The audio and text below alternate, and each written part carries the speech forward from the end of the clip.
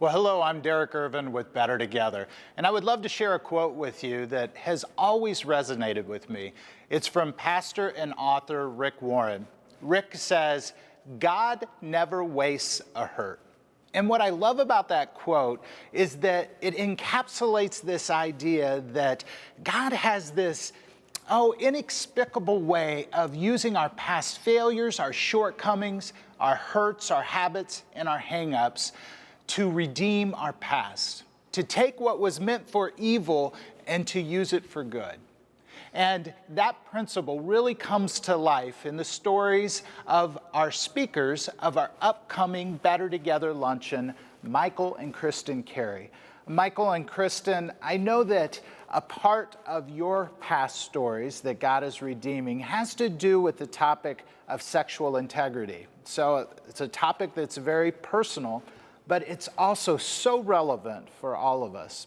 And so if you would, share with us just a little bit of your individual stories.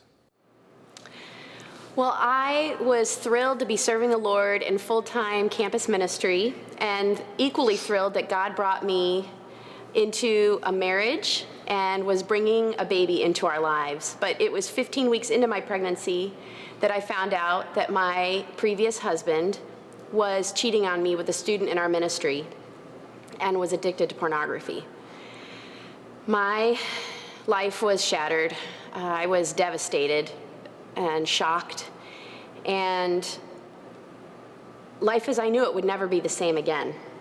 Over the next year and a half after this disclosure, we were working towards healing the marriage and healing as individuals, but as it became clear that my husband at the time's behavior was continuing and that he had indeed gotten involved with another woman, the marriage finally ended in divorce. I moved back here off the mission field with my not quite one-year-old baby and sat with God in this broken place, asking him to restore and redeem my life. And from there, I set out on a journey to heal from the effects of sexual brokenness and to even go to deeper places of healing with the Lord. Now, I was exposed to pornography for the first time at age 11. And throughout adolescence and my teen years, I kind of looked at it as a novelty. It was, I didn't take it very seriously. And all the cultural influences that I believed, like boys will be boys, I just continued to engage in this stuff.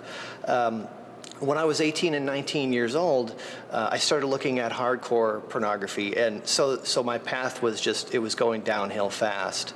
When I was 25 years old, I met the Lord and really had an experience with Him, and I believed in Christ. And from there, I thought that He would magically take away my desire to look at pornography, but that didn't happen. And a tremendous shame entered into the picture. I was petrified, terrified to talk to anyone about it. I was afraid at what the ministry leaders would think of my church, and I thought that I might be an outcast. So I continued to hide this behavior, and I tried to deal with it at my own terms with God. I thought that marriage would be part of the cure for my problem. So when I was 28 years old, I got married, but marriage was not the cure. In fact, I brought my own unhealthy sexuality into the marriage, and that really destroyed the sexuality in the marriage big time. And it was a piece of why my first marriage ended in divorce. Several years after the divorce and the devastation and the depression that I started coming out of as a result of all of this that I was a part of causing, I entered into a healing process with the Lord that involved a couple of mentors and God entering into some work, and we dug deep into my past and discovered the true heart issues of why I was engaging in this behavior for so many years, for 26 years actually. And through that journey, I started healing from this process, and my behavior and investment in pornography completely stopped.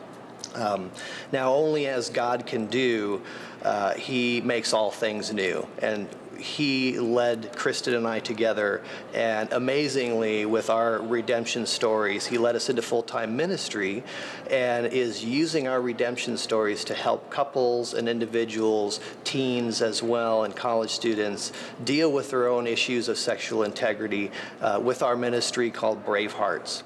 Wow. Well, thank you for sharing your story. And so what will you be talking about at the luncheon? Well, we're really excited to be with you guys and to share some tips and tools on how to safeguard your marriage from sexual integrity issues, how to protect your kids, and just how to grow in love for each other even after the disclosure of sexual brokenness. So we're just excited to share more of our stories and the things that God has taught us. Well, I really look forward to hearing your guys' talk. I know you will as well. If you come to the Better Together Luncheon, you're going to come away with practical insights that you can apply to your relationship. These are great events to invite your friends, your neighbors, family, coworkers to, because it opens them up to the idea of proactively investing in their marriage. The event is free, but we do want you to reserve your seat by going to our website at www.bettertogether.us. Well, whether if you come individually or as a couple, we look forward to seeing you at our next Better Together Luncheon.